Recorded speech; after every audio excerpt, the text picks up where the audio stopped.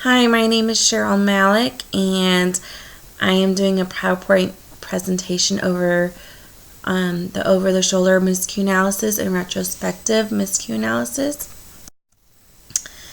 The over-the-shoulder and retrospective miscue analysis resource that I use were the Burke Reading Interview, over-the-shoulder cover page, over-the-shoulder miscue analysis miscue page, over-the-shoulder miscue analysis insights page, the holistic evaluation of the reader form, the retrospective miscue analysis session organizer 1 simple, retrospective miscue analysis retelling guide for narrative text, and finally the retrospective miscue analysis feedback form for older students.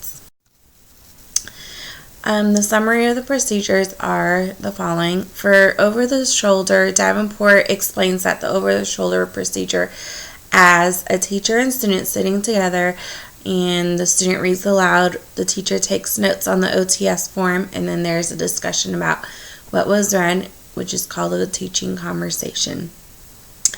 The student chooses a book that is currently in their book box, and the teacher writes down any miscues on the forms. Then after that, the teacher or the student reads the text, and the student and teacher have a conversation about what happened in the book. Finally, the teacher provides a teaching point and a celebration point about the student's reading. For the retrospective miscue analysis, it's an inquiry process that engages readers and encourages them to think about their reading process. And the student will get to listen and reflect on their reading from the audio tape, and the teacher will tell him to stop the tape if he hears something that doesn't match the text. And then at the end, the teacher and student discuss the miscues that the student noticed, and during this conversation, the teacher will discuss self-correction, any reading strategies or problem-solving strategies that she can teach the student, and the teacher and student will discuss what evidence they see of the reading strategies that the student used during the reading. Some background information about my student is she's a second grader in the Blue Springs School District. Compared to her classmates, Katie is an average reader. Katie's teacher explained to me that she sticks to what she knows how to read, and she's a little timid about branching out and trying out different types of reading material. Katie is familiar with who I am because she always waves to me in the hallways, and she has earned the reward to read to my classroom a couple of times. The setting of the procedures for both times were in my classroom during my plan time at my small group table. The OTS was conducted on Thursday, September 24th, 2015, while the RMA was conducted on Friday, September 25th, 2015. I have attached my reading interview that I conducted for Katie, and she was very excited about this during the time, and was really looking forward to reading to me as well.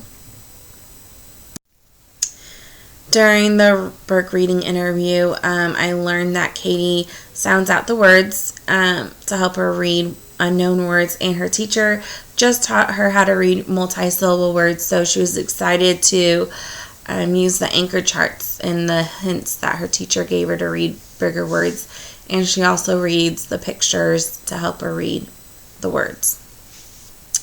Katie learned how to read from her family members, and she was telling me that the more helpers that she has, the better she is at reading. And also because she has so many helpers or family members to read to, she was excited because she could read one book to a lot of people. And Katie knew that rereading a book makes you a better reader. And Katie knew that she was a good reader because she can read picture books and some pages from chapter books, especially Junie B. Jones books. She told me during the interview that she's currently reading 3 Junie B. Jones chapter books because each book is at a different family member's house. Here is the over-the-shoulder cover page that I conducted with Katie. The book that she read was Which is Which. The type of text, it was an easy picture book, and there were 16 pages. One thing that I noticed about this book was that it had large pictures, and there were about 2 to 3 sentences per page. During the retell portion, she told me that the mom couldn't figure out which was which, between the baby pigs, because they all looked the same. And then she figured out how to fix that problem, which was to curl each baby pig's tails. During this retelling, I had a prompter on telling me the solution, and because she just explained to me that Mom just fixed it, and so I had to ask her for more details. And then we talked about if she noticed any miscues during her reading, and she figured out that she kept going on, and she read the miscue, and then she kept reading, and later thought, oh no, that first sentence doesn't make sense, but she didn't want to mess up her reading for further sentences, so she just kept reading. And then the teaching point that I gave her was to use her reading finger to slide across the words and to read slowly. And the celebration point was that she realized she needed to self-correct, and she went back and reread some words during her reading. She knew it didn't make sense, so that's why she went back to fix the sentence. The over-the-shoulder miscue page, this is where I marked Katie's miscues. A lot of them were self-corrected with high graphic similarity. Katie did not have a lot of miscues on this page because the text that she read was pretty easy for her grade level. In my opinion, I think the text was more of a first grade level text, and that is why there is not a lot of miscues. On this over-the-shoulder miscue analysis insights page, she was able to retell the important details on her own, but I didn't ask for a summary. She didn't synthesize during the reading, and she didn't make any comments during the time, and she didn't ask any questions. Katie is a self-monitoring student, and her reading, during her reading time, she was able to construct meaning. Some notes I took during this on this page was that Katie was a focused reader, and she stayed on task. She didn't make any comments or predictions while she read, but she did make self-corrections when words or sentences didn't make sense to her. For the RMA session organizer 1, which was simple, I just wrote down the lines of the text where she had miscues, and I circled yes or no if the miscue changed the meaning, and I wrote down some topics for the RMA conversation. I kind of wish I would have written more ideas to talk about with her, but I just wrote down 2, and those 2 things were, do the pigs have more than one mom? Because at one point she read mothers instead of mom. And then slowing down and paying close attention to the W words, because when I looked back at the miscues, a lot of the words that she read wrong started with the W. So she looked at the beginning sound, but she didn't look towards the end of the sound. So the retelling guide for narrative text, she was able to identify the key story characters, setting, story problem, the story episodes, and the resolution. She needed assistance with the problem solution, as mentioned earlier. The comment that I wrote was I had to ask her what was the problem solution of the story, but after the prompt, she easily answered the question by saying the mom couldn't tell the piggies apart, which was the problem, so she curled their tails, which was the solution. The RMA self-analysis feedback form for older students Her volume of reading was just right. Her reading rate was a little too fast, and her fluency was all right. Again, I think her reading rate affected her fluency. Her pronunciation was okay. She had some run-on sentences, and then also I wrote down the reason why it was okay was because there were some miscues that happened because of pronunciation. The retelling was in logical sequence, and her retelling was complete with my assistance. And as the notes that I wrote at the bottom had a prompter for problem solution, I thought she could have naturally come up with a problem solution. For the retrospective miscue analysis, during our discussion, she was discussing with me that she knew the title should have been Which is Which, not Which Pig is Which. She just got caught up with looking at the pictures. And there was one sentence where she said she got a little tripped up because she was focusing on the word went and trying to fix that. And when she was trying to fix that word, it caused her to mess up, in her words, the other words. She also mentioned she was reading a little too fast, which is why she read the word curled instead of curly. And then she said she knew that the word said no and not how. She said the words kind of looked the same, and after she read it, she knew it didn't make sense. In addition, she also said after listening to herself read, she knew right away that the sentences and words that she read did not make sense, and especially she said it didn't match the pictures. And she pointed out that she read quickly in some places, which caused her to misread some words. Katie noticed that she didn't read with some expression in some places, and I asked her what places were those, and she said the places that didn't have speech bubbles. So she knew about that. And then she also said that she knew the words that she didn't read correctly, but she said she overlooked the words and just said the word that popped in her brain. For example, she read the word no, but knew it needed to say how.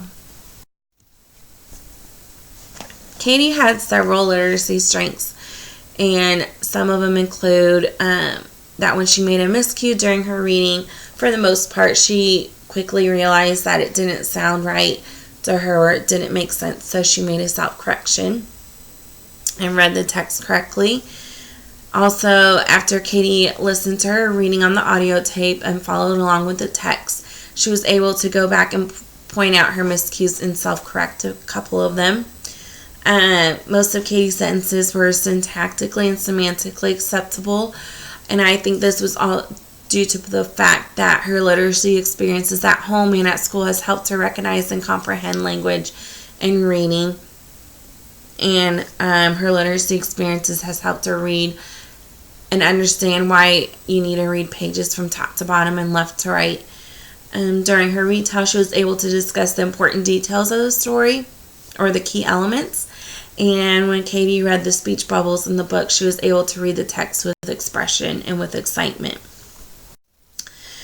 There are also some areas that Katie needed to work on. Katie's reading sounded choppy in some places, and there were some places where she had pauses. And also, Katie used her reading finger, but she pointed to one word at a time.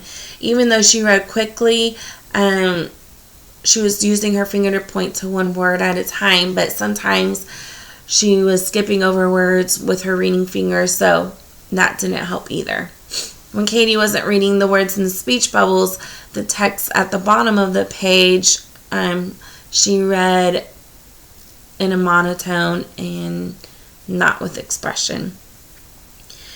At the end of our time together, Katie needed some prompting on discussing the problem and solution in the book. And then during Katie's reading, she didn't make any predictions or comments during her reading, and I think that's because she doesn't have the background knowledge about thinking and making predictions while reading. Some instructional recommendations that I made for Katie was that Katie's teacher and other adults in her life can model what it would look and sound like to make predictions or synthesize while reading. And once Katie notices this type of reading strategy, I think she'll be able to apply it to her own reading level, to her own reading. I would challenge Katie to read a higher level text by reading a level M book from reading A to Z, because I noticed the text that she read was too easy for her, and I think that by challenging her with a higher level text, she will be able to apply different reading strategies.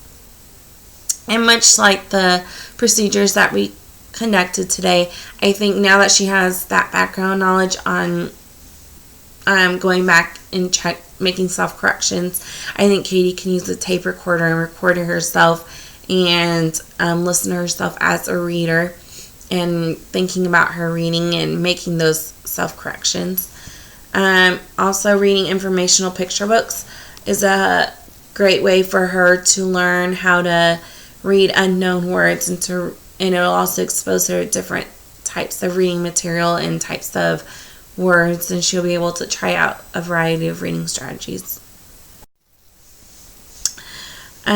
She can also use QR codes to scan books and reading them on the iPad, and she can follow along with a real picture book, and she can use her finger to slide across the words instead of pointing to each word. Katie can also use a whisper phone, and she will be able to hear herself as a reader and catch and see if the sentences or words make sense while she's reading. She can use a story elements map to help her identify the beginning, middle, and end of a story, and also the map can also help her identify the problem solution. I think she needs to work on that a little bit more. She can be involved in a book club, and this will strengthen her comprehension skills by having quality discussions with her peers about the book, and it'll also encourage her to read fluently by listening to her peers at her reading level. I would encourage Katie's family members to carry a variety of books, chapter books, magazines, and other reading material in the car or in the bag, and after Katie's reading it, or she can read it with an adult or family member, Katie's family members can ask her comprehension questions, which will also increase her comprehension skills. And finally, I would provide Katie with an I read, you read book. There are fictional and informational books in these readers, and there's a page for the adult to read, and then there's another page for the student to read. And this type of book will help increase Katie's reading expression, and I think it'll also help Katie learn how to read unknown words by the adult helping Katie. Some lessons that I learned during this experience was learning how to encourage the student to read higher level text instead of reading a text that student knows really, really well, especially when that's slower. Discussing the why behind conducting both procedures in 2 days. Before having the student read the text, I would encourage the student to make predictions and comments throughout the reading. I would also allow myself to have more time to conduct both procedures, because I learned and realized that 2 30-minute sessions were not enough. And then I wish I would have come up with more in-depth questions or comments for the student after the reading. Some discussion questions that I have for you guys are: in an over-the-shoulder, how do you encourage a student to read a higher level text in order to get more miscues? What other instructional strategies would you recommend for the second grader?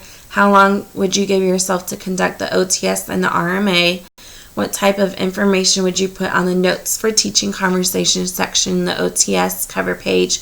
And is it more beneficial to conduct the RMA the day after the OTS? Why or why not? Thank you for your time, and I appreciate you looking and listening to my presentation. Thank you.